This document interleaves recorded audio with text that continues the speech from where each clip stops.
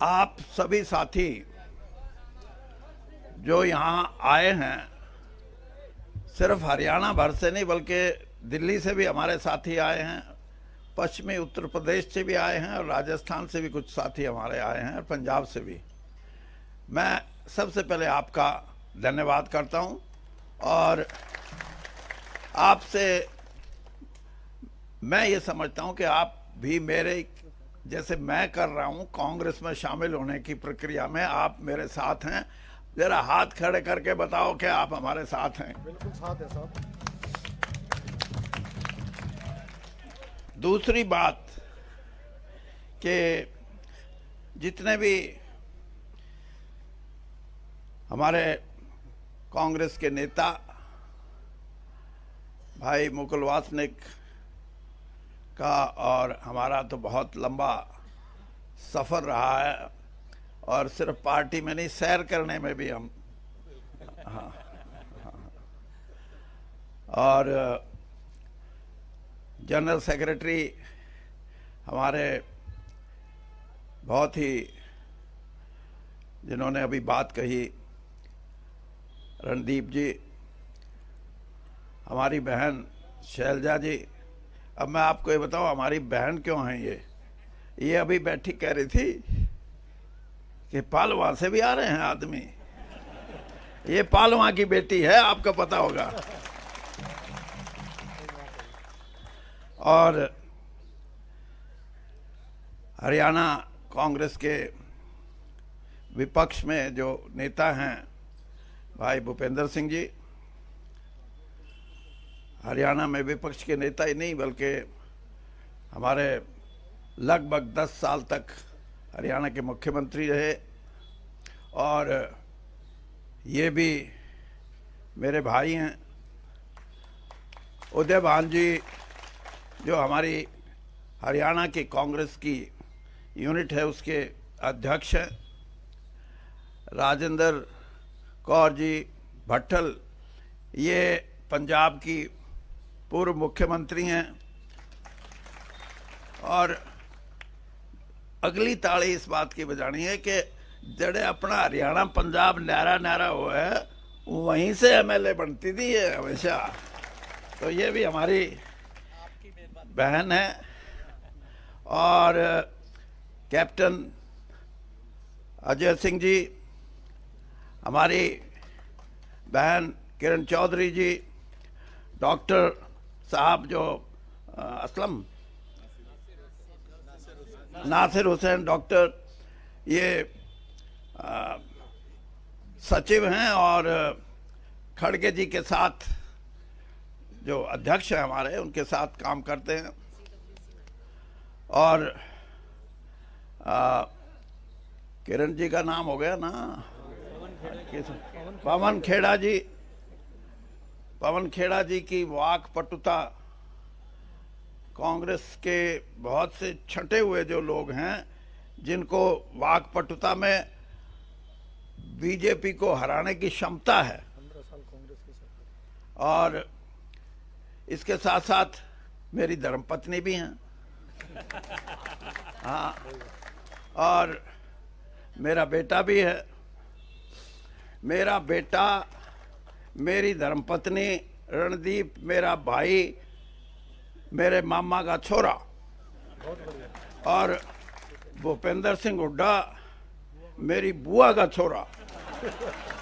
हाँ, पूरा परिवार है। और हमारी बहन शैलजा। ये पालमा गांव हमारा गोती गांव है और यहीं से ये प्रभुवाड़ा गई हैं इनके बुजुर्ग। और जैसे मैंने बताया कि पूरा कुणबा, और अगर बीजेपी को कोई कटाक्ष करना पड़ेगा कल तो ये कहेंगे परिवारवाद। हाँ, यानी उसका परिवारवाद तो ये कि 140 करोड़ भी मेरा परिवारवाद। और हमने भाई बहन हैं, हमने हरियाणा की राजनीति में लोगों का साथ दिया है, लोगों ने हमारा साथ दिया है, इसलिए हम यहां बैठे हैं, कोई खैरात में नहीं। और आपने 10 साल में हरियाणा में ये किया कि कोई बनाया ही नहीं अपना।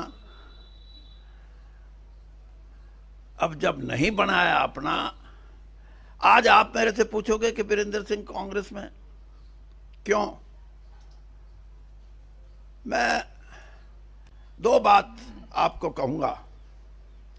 एक तो ये कि बहुत से साथियों ने स्टार भी लगाए हुए मेरे गाड़ियों पे कि घर वापसी। मैं ये कहता हूं घर वापसी के साथ साथ, घर वापसी तो अलग चीज है, विचारधारा की वापसी है, ये विचारधारा की वापसी। और मैं इसलिए ये बात कह रहा हूं कि मैंने मान्यताओं को निभाया है। जिस दिन पहले दिन मेरा मन बना कि मैं कांग्रेस पार्टी में जाके अपनी बात कहूं, तो मेरे को जयराम रमेश जी से मेरा संपर्क पहली बार हुआ। और जयराम रमेश जी से जब मैंने अपना जिक्र किया तो उनके शब्द थे ये जो मैं दोहराना चाहता हूं, और जिसकी जरूरत है इस देश की पॉलिटिक्स में, इस देश में के प्रजातंत्र में। जयराम रमेश जी कह रहे थे कि आप बेशक विपक्ष में रहे हैं, मतलब कांग्रेस के विपक्ष में, लेकिन आपकी प्रेजेंस, आपकी उपस्थिति भारतीय जनता पार्टी में एक ग्रेशियस बात थी। आपने कोई छोटी बात किसी नेता के बारे में और किसी पार्टी के बारे में नहीं कही। और आज भी मैं ये बात कहता हूं कि इस देश के जो प्रजातंत्र से जुड़े हुए लोग हैं, जो अपने आप को नेता और बड़े नेता की संज्ञा देते हैं, उनको भी व्यवहारिक रूप से कुछ मान्यताएं हैं, कुछ गरिमा है, उसको निभाना चाहिए। और अगर हम इन मान्यताओं को निभाएंगे तो हमारा देश मजबूत होगा। तो इसलिए मैं ये बात कही कि मैं घर वापसी तो है ही, लेकिन विचारधारा की वापसी है। और विचारधारा की वापसी इसलिए, मैं कल मेरी धर्मपत्नी से कह रहा था, मैं कहा ये एक जो हमारा राष्ट्रीय गान है जन मन गण, मैंने कहा इसका मतलब समझा। ये हिंदी में थोड़ी सी मेरे से ज्यादा तेज है, हाँ। और उसके आगे है अधिनायक, जन मन गण अधिनायक। इसका मतलब ये कि आजादी के बाद इस देश के कर्णधार, इस देश पे राज करने वाले राजनीतिक दल या राजनीतिक नेता नहीं, बल्कि जनता है, प्रजा है इस देश पे राज करने वाली। ये रिपब्लिक है। रिपब्लिक को हिंदी में क्या बोलेंगे? हाँ, ये गणतंत्र है। और गणतंत्र में लोग ही, जिसको डिक्टेटर बोलते हैं, अगर कोई गाने की शब्दों को देखे तो इस देश के सबसे बड़े जो डिक्टेटर की जिसको हम संज्ञा देते हैं, वो इस देश के नागरिक हैं, इस देश के गणतंत्र के लोग हैं। और इन्हीं आधार पे डॉक्टर भीमराव अंबेडकर ने इस संविधान की रचना की थी। और संविधान और गणतंत्र, पार्लियामेंट्री डेमोक्रेसी, ये अगर बचानी है तो देश को उठना पड़ेगा। देश के साधारण से साधारण आदमी को उठना पड़ेगा। मैं सिर्फ वोट की बात नहीं कहता, मैं वो बात कह रहा हूं जिससे ये देश लड़ना चाहता है, अपने गणतंत्र को बचाने के लिए, अपने संविधान को बचाने के लिए, अपनी मर्यादित राजनीति को बचाने के लिए। अगर ये चाहते हैं तो इस किस्म की संरचना करनी पड़ेगी। बहुत से लोग बड़ी बड़ी बात करते हैं। आप कहोगे कि आप भी 10 साल भारतीय जनता पार्टी में रहे। मैं आपको सिर्फ इतना कहना चाहता हूं, जिस दिन मैं कांग्रेस से विदा लेके गया मैं श्रीमती सोनिया गांधी से मिल के गया था। मैं उनसे क्षमा याचना करके गया था कि किसी कारणवश मुझे भारतीय जनता पार्टी में जाना पड़ रहा है, और जिस दिन इस देश के प्रधानमंत्री आदरणीय मोदी जी ने मुझे अपनी कैबिनेट में लिया, उससे 5 घंटे पहले मुझे बुला के कहने लगे कि वीरेंद्र सिंह जी, आपका राजनीतिक सफर। मैंने कहा जी, राजनीतिक सफर तो बहुत लंबा हो गया, 42 साल कांग्रेस में रहा हूं, और मैं आपको सिर्फ इतना बताना चाहता हूं कि मैं उन राजनेताओं या उन राजनीतिज्ञों में नहीं हूं जो एक पार्टी छोड़ के दूसरी पार्टी में आके अपनी पैंठ जमाने के लिए दूसरी जिस पार्टी को छोड़ के आए उसके बारे में, उसके नेताओं के बारे में अपशब्दों का इस्तेमाल करें। मैं आपको भी ये कहना चाहता हूं कि मैं श्रीमती सोनिया गांधी से मिलकर आया हूं, और जितना विश्वास और जितना आशीर्वाद राजीव गांधी जी ने और उसके बाद श्रीमती सोनिया गांधी ने मुझे दिया है, मेरे राजनीतिक जीवन में और दूसरा आदमी हो नहीं सकता। और इसलिए मैं आज भी ये बात कह रहा हूं कि मेरी कांग्रेस में वापसी, लेकिन मैं जिस पार्टी में 10 साल रहा हूं उसके लिए भी कभी घटिया बात नहीं करूंगा। इस राजनीति को बंद करना चाहिए। इस देश में जो घटिया बात करते हैं, जिनकी सोच इस बात से है कि हम अपने ऊपर वाले को खुश कैसे करें, मैंने ऊपर वालों को नाराज करके राजनीति की है। हाँ, और मैं ये देखता था कि मेरे को क्यों नहीं निकाल देते जल्दी।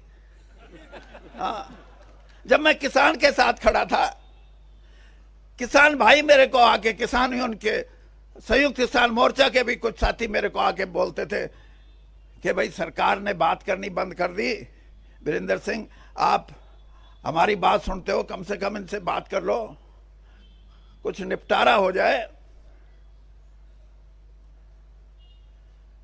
निपटारे की मैंने कोशिश की, और आखिर में ये बात आई, किसान यूनियन के भाइयों ने कहा कि कम से कम इतना तो करो, जिसके बारे में भूपेंद्र सिंह हुड्डा भी हमेशा बात करते हैं। मैंने कहा बताओ, तो एमएसपी की बात जब हुई तो सरकार ने कहा नहीं। उसके बाद मैंने कहा और कुछ बताओ, तो उन हमारे जो किसान भाई आए थे आंदोलन में जो शामिल थे, उन्होंने कहा भाई इतना तो करा दो कि चाहे बाहर बेचो चाहे भीतर बेचो, एक बेंचमार्क जिसको बोलते हैं वो स्थापित कर दो, उससे कम हमारी जिन्स नहीं बिकनी चाहिए, फिर हम बाहर भी बेच लेंगे अंदर भी बेच लेंगे। मैं आपको ईमानदारी से बताता हूं, यही है जिसको मैं कहता हूं कि हमारी सोच, भारतीय जनता पार्टी की सोच और कांग्रेस की सोच में अंतर। जब मैंने ये सुझाव रखा किसान का कि वो ये कह रहा है कि बेंचमार्क तो बता दो कि इससे कम कोई नहीं खरीदेगा, चाहे बाहर हो चाहे भीतर हो। जो 5 लोग वहां बैठे थे कूद के पड़े, कूद के। हाँ, मैंने कहा क्यों कूदे? उनके मुंह से निकल गया, अरे चौधरी, हम खरीदने के लिए जिस बात से हम खरीदेंगे उससे खरीदेंगे, हम कोई न्यू नहीं करते। मैं कहा भाई बेड़ा गर्क है जिसने, हाँ ये कोई इंसाफ नहीं है। और आज भी मैं इस बात को कहता हूं कि हमारे इकोनॉमिक रिफॉर्म्स हुए नरसिम्हा राव जी के समय से लेकर 33 साल 34 साल हो गए, क्या मिला है किसान को? क्या मिला है गरीब कमेरे वर्ग को? आज मैं कांग्रेस के मंच से ये बात कहता हूं कि इस देश की 70% आबादी जो अपना खून पसीना बहा के मेहनत करके कमाती है, चाहे वो किसान के खेत में और चाहे वो हमारा कमेरा वर्ग हो, उसको इंसाफ नहीं मिला। और उस इंसाफ के लिए हमारा जो घोषणा पत्र है, आज तो मेरा भी हो गया, कल तक तो नहीं था ना, जो हमारा घोषणा पत्र आया है उसके अंदर एक एक बिंदु मैंने देखा है और उस बिंदु पे कई बार तो घोषणा पत्र आते हैं, बिंदु अटके के अटके रह जाते हैं। लेकिन अब की बार जिसने बिंदु बनाए हैं उन बिंदुओं पे राहुल गांधी जी की मोहर है, उनकी मोहर है। और मैं ये भी मानता हूं कि नौजवान आदमी ही क्रांति ला सकते हैं। और उन्होंने कह दिया कि एमएसपी का कानून बढ़ाएंगे। मेरा उनसे थोड़ा बहुत सूत बैठा तो मैं उन्होंने कहूंगा जी इतना बता दो कि किसान बाजा बाजा फिर कहा भाई मेरी गोद गर्म हो है, ये भी ठीक बेचा। यही बात कमेरे वर्ग के लिए। तो ये जो वास्तविकता है, इससे भारतीय जनता पार्टी तो कोसों दूर है। और कोसों दूर इसलिए है कि उनका किसान प्रेम, उनका गरीब प्रेम मैंने बहुत नजदीक से देखा है। इसलिए कह सकता हूं मैं, प्रेम नाम की चीज नहीं है। ये जो सिनेमे देखो ना, इसमें जब रोए है ना, ये चाहे औरत रोए चाहे आदमी रोए, तो ऊं तो रोना क्या होगा, फोटो खिंचवानी है। एक कोई वो आती है दवाई ग्लिसरीन, वो ला दे, फिर तो इनका तो ग्लिसरीन ला ला कर रोए, ये गरीब के लिए और दूसरों के लिए। इनसे उम्मीद मत रखो। और मैं आपसे दावे से कहता हूं कि इस देश में करवट बदल रहा है मतदाता। 52 साल हो गए इस धंधे में। अच्छा ज्योतिषी बन सकता हूं मैं। हाँ, राजनीति का ये बदलाव है, ये राजनीतिक दल या राजनीतिक नेताओं की वजह से नहीं, ये इनके कुकर्मों की वजह से, इनकी गलत नीतियों की वजह से। और बदलेगा। और जब भी पलटा लगेगा, इस देश का मतदाता, इस देश का युवा, इस देश की हमारी बहनें ये लगाएंगी पलटा। और पलटा लगने को तैयार है। 1.5 महीने से मैं भी देख रहा हूं। और पलटा जब लगेगा, राहुल गांधी जी की बात करते हैं।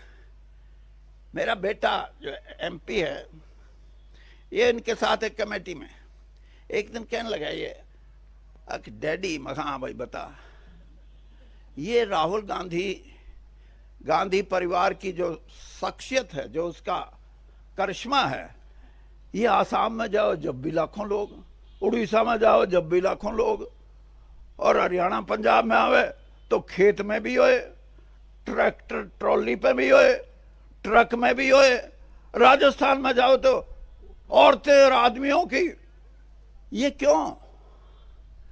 ये इसलिए, मैं इसलिए बताता हूं कि आप समझो। पंडित जवाहरलाल नेहरू के बारे में जिस तरह बात करती है भारतीय जनता पार्टी, बड़ी बड़ी बात करती है। मैं आपको एक किस्सा सुनाता हूं, फिर देख लेना कि पंडित जी से बड़ा कोई आदमी इस देश में हुआ या नहीं। अहमदाबाद से चुनाव लड़ते थे इंदुलाल याग्निक।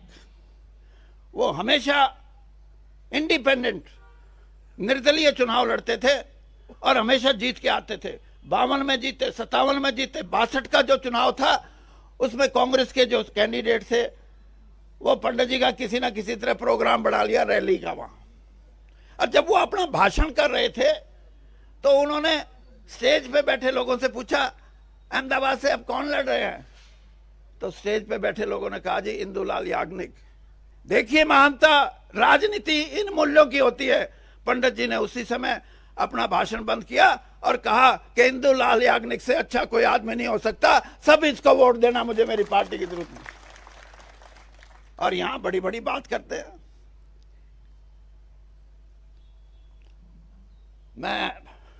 मेरे हरियाणा के सारे नेता बैठे हैं।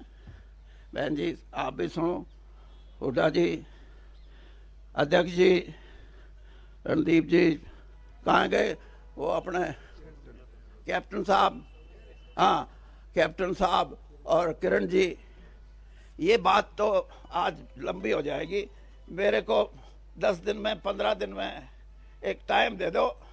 2-3 लाख लोग इकट्ठे करेंगे हम, करोगे ना? हाँ, उसे दिन इनका बोरिया बिस्तर बंद ना हो जाए तो मन ने पकड़ लियो। धन्यवाद।